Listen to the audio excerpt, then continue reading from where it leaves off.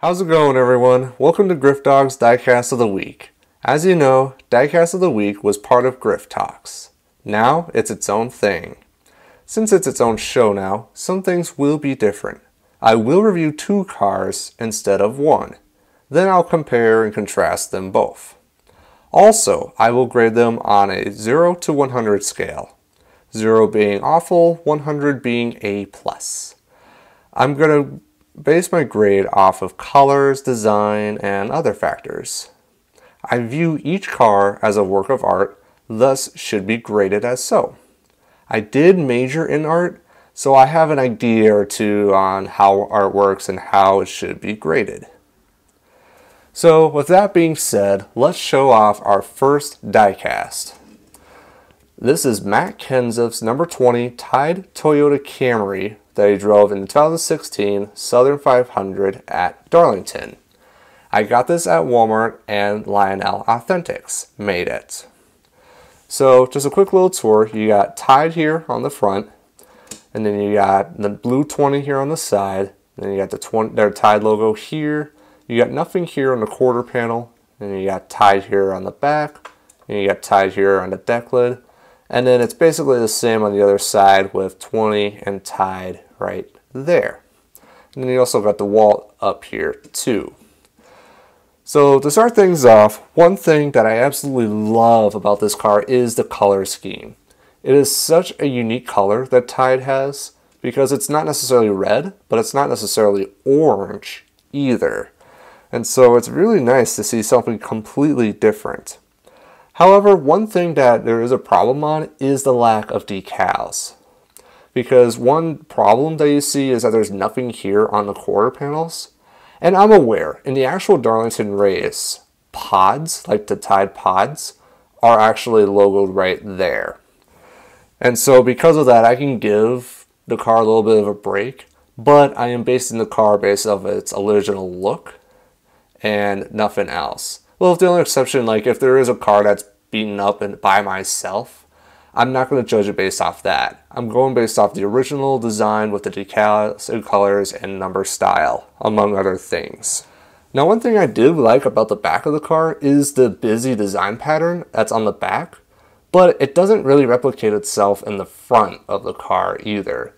Because it's like you got all this orange here, and then you got the yellow stripe because it's based off of the logo that's on the front here because you got the yellow circle going on there. But then you got yellow here, and then you got this white here. And so I like how it's so busy in the back, but then in the front it's not as much busy. Now sure, the Tide logo is a little big, and that kind of helps with that whole entire design. But I feel like you could do more. Like I feel like you could do more with the blue, and the fact that Tide Pods was the alternative sponsor, you could do more with that blue. So it's like I like it, but it's like you could do more. Now the other thing too that you could also talk about and you can make an argument out of is that this is supposed to be a throwback scheme, which is the one thing I do love about this, is that it is based off of an old paint scheme. And so this is a very good way for a company like Tide to get back into NASCAR. Them and Hooters were 2 sponsors that did that. Well, they first premiered in the Darlington race, and now in 2017, they both are going to have sponsors in a few races. Matt Kenseth will have Tide for 3 races, and then Chase Elliott will have Hooters for a couple of races. And so it's a very good way. Now, if I remember correctly too, in 2017, there is going to be more blue, because that scheme is going to actually be more of its own thing, instead of it being a callback to the older Tide paint schemes. And then the one thing I also do love about this car too is the decision to go with the blue number instead of white. Because I know that Darrell Waltrip and Ricky Rudd had the white number font. Matt Kenseth and then like Ricky Craven, when that 32 Tide car existed, they went with the blue number font. And I do like that more just because it does add on with Tide and it makes the blue really stand out more with the yellow and the fluorescent orange that's with. So overall, on the 100 scale, I would give it a 75 out of 100. Now, true in school, 75 is like a C, But since this is not a letter grade, more of a number, 75 is still good. Because it's like 0 is awful, 50 is okay, 75 is good, and then 100 is perfect. And so yeah, this is definitely a very beautiful car because the orange really makes it stand out. But it's like, I wish they could have done more to, I guess, maybe replicate the old car. But you gotta also remember too, you only have so much to work off of with the original car. Speaking of the original car, there is a specific reason why I'm doing this Tide car for the series premiere. Because as of right now, the most recent car that I bought, and you saw that from Instagram, is this car, the 20 Mechanisms of Tide car. But I remember originally in one of the earlier episodes of Griff Talks, my first ever time I got a diecast was in 1997. That was the first year I started getting them. Of course, I didn't buy them. My parents, because they were so wonderful, got them for me. And so the first car that I ever got is right here. This is it. This is the first ever car that I ever got. It is Ricky Rudd's number 10 Tide Ford Thunderbird from 1997. Racing Champions made this car, and I don't remember where this came from because I was 3 years old when I got this car. And so just a quick little tour of it. It is Tide Mountain Spring on the front here, and as you see, it's Ford Thunderbird. Then that was the Ford make before Taurus. Then on the side, it's like the 20 car. You got the Tide here. And you got more decals and sponsors to play with here because very little, you can barely see it, but it says Downy and Dawn here. And then on the deck lid, it says Whirlpool up here. And then on the back, it has Tide right there. And you got another logo right there, but I don't know what that is. Here, I can maybe show it. I know the focus isn't really good, but if you guys maybe have an idea, we can discover it sometime down the road. Now, as I mentioned before, I do not plan to grade this car because, as you see, there's a lot of scratch painted off.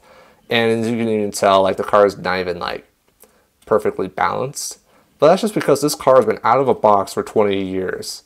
Not really worth much, but it's worth a whole lot to me considering this car is the first ever car that I ever got. So first of all, the one thing I love about this car is, again, the colorful scheme. Since it's fluorescent orange, red orange, whatever you want to call it, is so unique that it stands out on the track, and fans and drivers and crew chiefs and everyone alike can know where the Tide car is because, again, of how unique it is.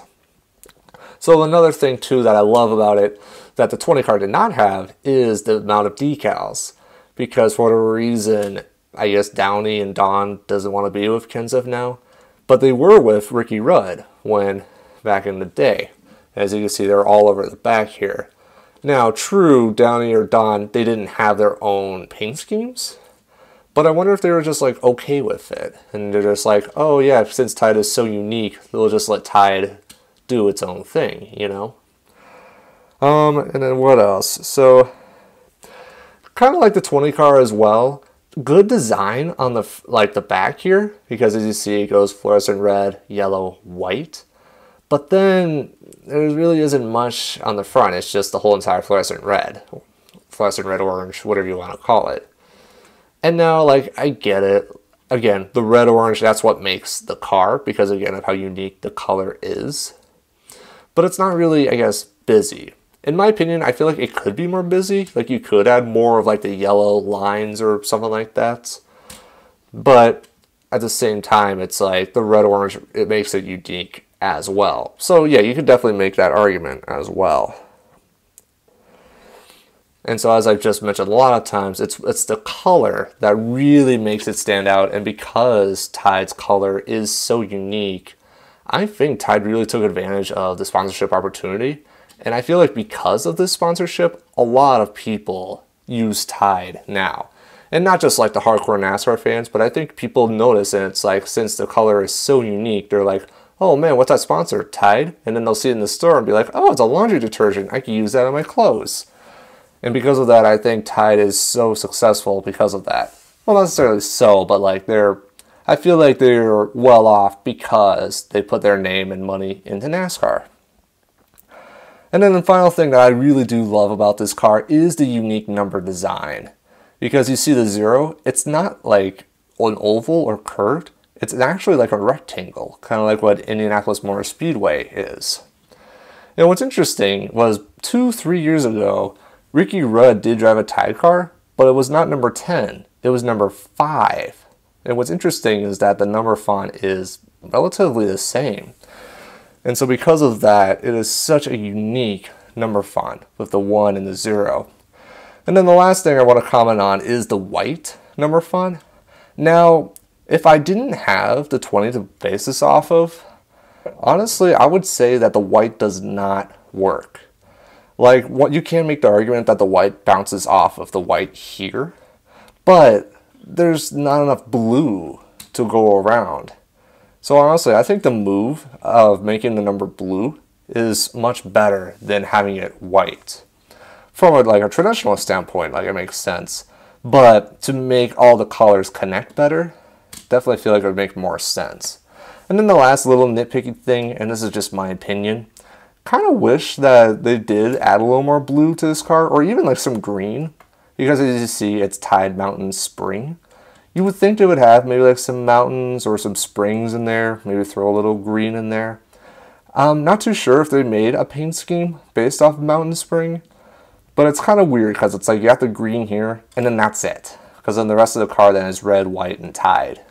And blue. Of course, there's blue too. And yellow. There's yellow. Don't forget yellow too. So overall, I'm going to give this car an 83 out of 100.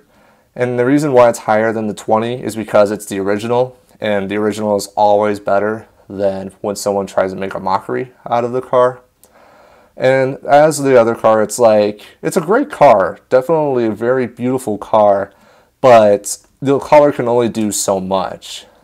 And I kind of wish there was a little more busyness and a little more work on the 10 car. Alright, so then the last thing then, we're just going to do a little compare and contrast of the two Tide mobiles. Now, yeah, the 10 is a Generation 4 car, while the 20 is a Generation 6 car here.